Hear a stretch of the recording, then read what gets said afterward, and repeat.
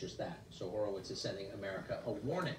He's just written a new book. It's called Dark Agenda, The War to Destroy Christian America. David Horowitz joins us tonight. David, thanks so much for coming on tonight. Why did you write this book? Tucker, it's an honor to be on the best news show on television, one where you get a dose of reality every night. Thank you. Well, thanks. So why did you write this book? But every freedom that we hold dear as Americans, every principle, equality, inalienable rights to life, liberty, and the pursuit of happiness, inclusion, tolerance, freedom of speech, every one of these originated as a Christian idea, and a Protestant Christian idea at that.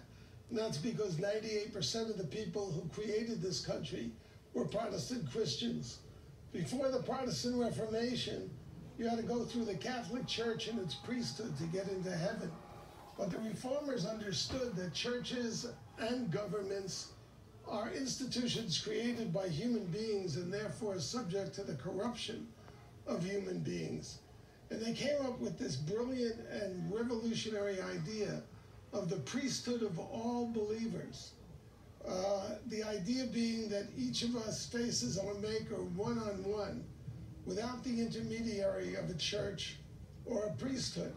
When you think about that for a moment, that not only makes everybody equal, but it included black slaves. And that's why from the moment of America's birth, there was a new dawn of freedom. We wrote it into the Declaration, or Thomas Jefferson wrote it into the Declaration of Independence. And within 25 years, there were hundreds of thousands of freed slaves in the North. And, you know, I'm thinking of this ignorant attack by Colin Kaepernick and Nike on the Betsy Ross flag, which really goes with the creation of America. The creation of America was probably the greatest gift given to black people in 3,000 years, because slavery was considered a normal institution for all those years. Unfortunately, the people who hate America on the left, and this embraces so much of the Democratic Party these days, have conducted a 50-year, 60-year attack on Christianity in this country. And they've driven prayer and religion out of the schools. You can't teach a public school child that the Pilgrims were Christians fleeing persecution.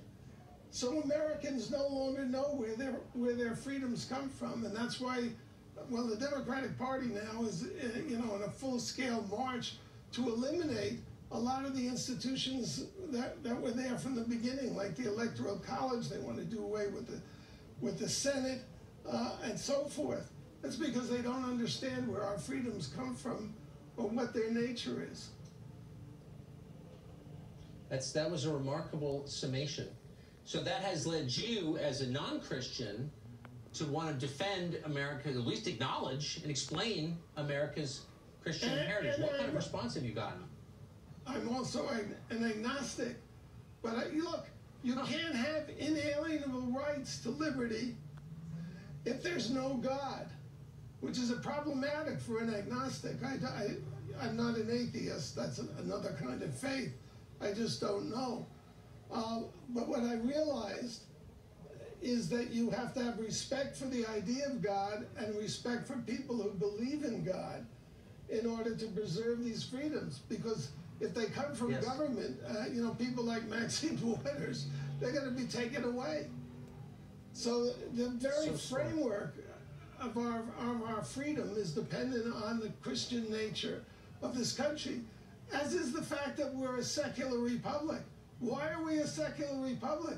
Because all these different Protestant sects understood that there would be a threat because, well, they were fleeing established churches in England. They don't want any particular religion to be dominant, or any particular interpretation of religion. It's a radical idea. It makes America the unique country in the world that it is. And when I see these attacks, you know, I would be glad to. I'm sorry, we're out of time, but let me just say, I hope this will not be the last time you're on our show, because that was wonderful, and I appreciate it. Thank you. Thank you.